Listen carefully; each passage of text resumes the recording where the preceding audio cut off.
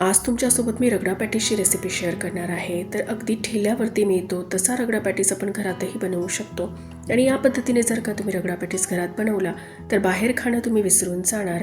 आणि अतिशय सोपी पद्धत करून ही रेसिपी मी आज तुमच्यासोबत शेअर केलेली आहे. तर चला रेसिपीला सुरुवात करूया.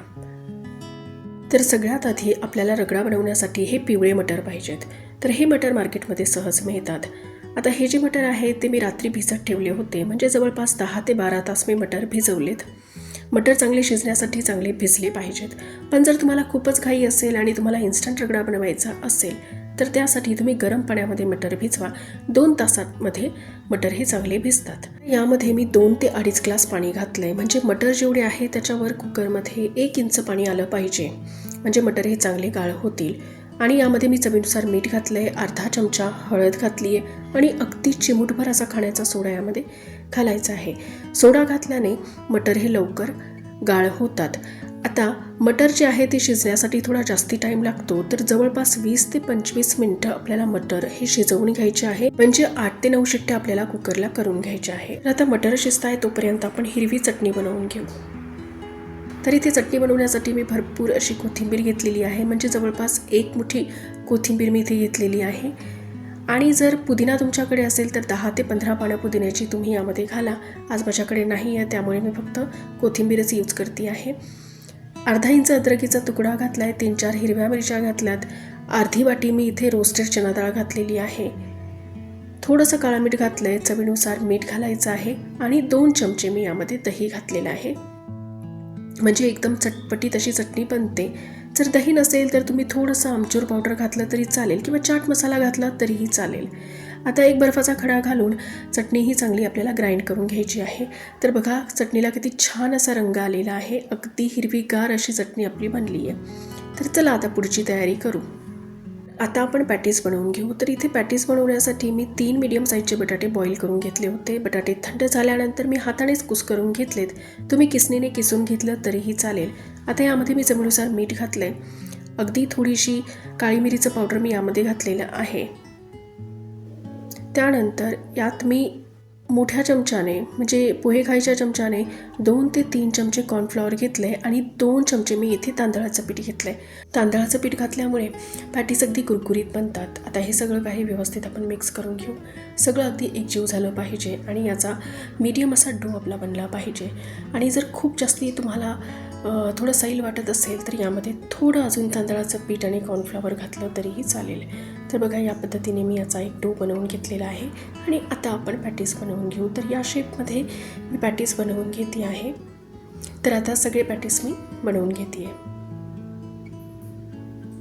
तर बघा 3 मीडियम साईजच्या बटाट्यांमध्ये जवळपास 6 ते 7 पॅटीस बनवून रेडी आहेत. तर आता एका पॅनमध्ये मी थोडं तेल घातलं आणि तेलामध्ये पॅटीस आपल्याला चांगले गोल्डन ब्राऊन कलर येईपर्यंत फ्राय करून घ्यायचे आहेत. तर मीडियम फ्लेमवरतीच हे फ्राय करायचे आहे, म्हणजे आतपर्यंत तळले जातील. जर तुम्हाला डीप फ्राय करायचं असेल तर तुम्ही डीप फ्रायसुद्धा करू शकता, पण खरं तर डीप फ्राय करण्याची गरज पडत नाही. असेच हे अगदी कुरकुरीत बनतात. तर तुम्ही बघू शकताय की पॅटीस किती कुरकुरीत बनलं आहे. आणि इकडे आपले मटरसुद्धा छान शिजलेले आहेत. तर तुम्ही बघू शकताय की मटर अगदी गाळ झालेले आहेत. तर जवळपास 25 मिनटं मी मटर बॉईल करून घेतलेले आहे कुकरला. तर आता ज्या पॅनमध्ये आपण पॅटीस तळले होते त्याच पॅनमध्ये मी थोडंसं तेल घातलं आहे, 1 चमचा जिरं घातलं आहे, थोडासा हिंग घालायचा आहे, अगदी थोडीशी हळद घालायची आहे, हळदीने रंग छान येतो रगड्यामध्ये. आणि अर्धा चमचा मी इथे रेड चिली पावडर घातलेला आहे.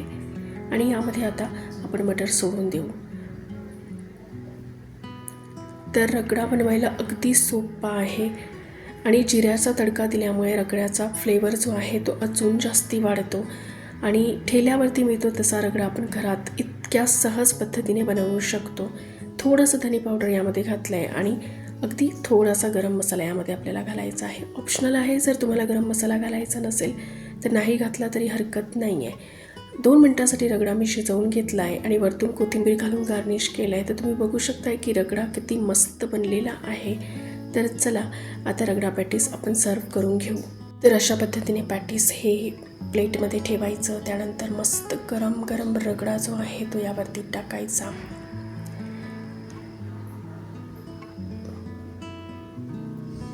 आणि ही हिरवी चटणी यावरती टाकायची. आणि ही चिंचेची जी चटणी आहे याची रेसिपी जर तुम्हाला पाहिजे असेल तर मी डिस्क्रिप्शनमध्ये लिंक देते, तुम्ही नक्की बघू शकता. आणि वरतून शेव घालून गार्निश करून घ्यायचं आहे. तर अतिशय टेस्टी असा हा रगडा लागतो. तुम्हाला विश्वासच बसणार नाही की तुम्ही हा घरी बनवलेला आहे आणि तो पण इतक्या सहज पद्धतीने. आजची रेसिपी जर तुम्हाला आवडली असेल तर प्लीज व्हिडिओला लाईक करा. व्हिडिओ हा तुमच्या फॅमिली आणि फ्रेंड्समध्ये शेअर करा. माझ्या रेसिपी जर तुम्हाला आवडत असतील तर माझ्या चॅनलला सबस्क्राईब करा. शेजारचे बेल आयकन देखील नक्की प्रेस करा, म्हणजे नवीन व्हिडिओचे नोटिफिकेशन तुमच्यापर्यंत पोहोचेल. तर चला तर भेटूया नेक्स्ट व्हिडिओमध्ये नेक्स्ट रेसिपीसोबत.